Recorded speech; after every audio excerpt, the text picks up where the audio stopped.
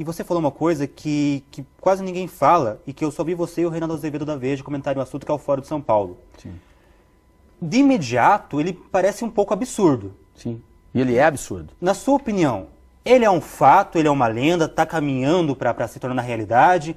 A América Latina vai acabar se tornando inteira comunista? Porque quando a gente fala de comunismo, parece uma coisa tão distante, tão fora da realidade, tão irreal, que parece que está falando besteira. Tá. Me explica, me contextualiza isso.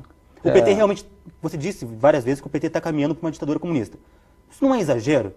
Não, não é exagero. Agora, você não pode caricaturar o comunismo. O que é o comunismo? Ele modifica-se. Há várias formas. Não é o comunismo necessariamente soviético, aquela volta aos anos 60. Não é simplesmente assim. Não podemos raciocinar assim. Aí você limita e fica ridículo. Quem está dizendo que tem que ser recuperado, que o objetivo do Foro de São Paulo é recuperar o que foi perdido no leste europeu, é o próprio Foro de São Paulo. Isso é a fala oficial do Lula, no site da Presidência da República. Há um site, lá info.planalto, uma coisa assim, em que tudo que o presidente fala em público é registrado. Entra lá, hoje como a presidente é a Dilma, é um pouquinho mais difícil de encontrar. Você vai encontrar lá na biblioteca do presidente, tem lá discursos do presidente, busca lá palavra-chave, busca Foro de São Paulo, você vai encontrar o Lula dizendo isso. É o Lula quem diz, não é o Paulo, não é o Reinaldo Azevedo, não é o Olavo de Carvalho, é o Luiz Inácio quem está dizendo. Luiz Inácio, depois no aniversário, acho que no 15º aniversário do Foro de São Paulo, ele também discurso oficial do presidente, está lá registrado. Tá? Ele diz que as pessoas, quando se depararem com o poder do Foro de São Paulo, não vão nem entender o que aconteceu. Porque ele trabalha, são métodos de solapar a democracia por dentro, eles vão disputando eleições, vão aparelhando o Estado, vão transformando isso de forma revolução cultural, é uma coisa lenta, não tem nada daquela luta armada que foi tentada aí nos anos 50, 60, né, na América inteira. O próprio símbolo do Foro de São Paulo é a América Latina Vermelha. São eles que desenharam isso, não sou eu que estou falando, não é eu que estou carimbando.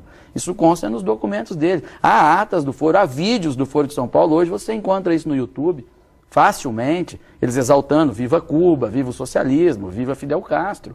Inclusive a fala do próprio ministro da Justiça, Eduardo Cardoso, fazendo isso. Não é? Há documentos deles em reuniões, as Farc participando como observadores. Isso é documentado, isso não é opinião. Isso não é opinião, isso é documento oficial deles. Existe, basta uma pesquisa. O problema é que no Brasil, quando alguém desconhece completamente um assunto, a reação imediata não é procurar saber, é ridicularizar. Porque quando você ridiculariza, você diminui a importância da sua própria ignorância. É uma proteção. Né? Então, como a coisa é um absurdo, há uma grande margem para ridicularizar mesmo, preferem esse caminho.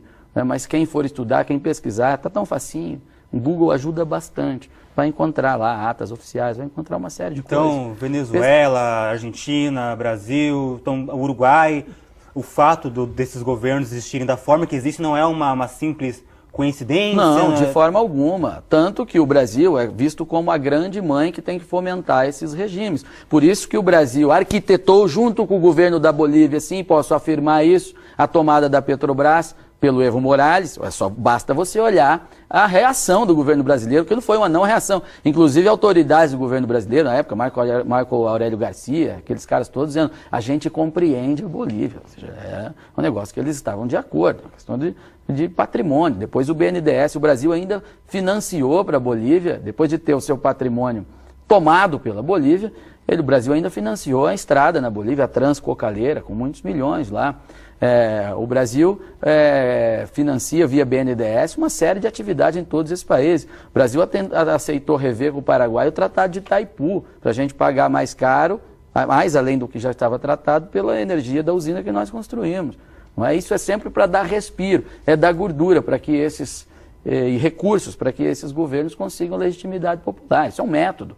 Se pegar as atas do Foro de São Paulo, isso de alguma forma está sempre colocado lá. Você vai ver, tem uma reunião do Foro, leia a ata lá com atenção, o norte das coisas estão ali.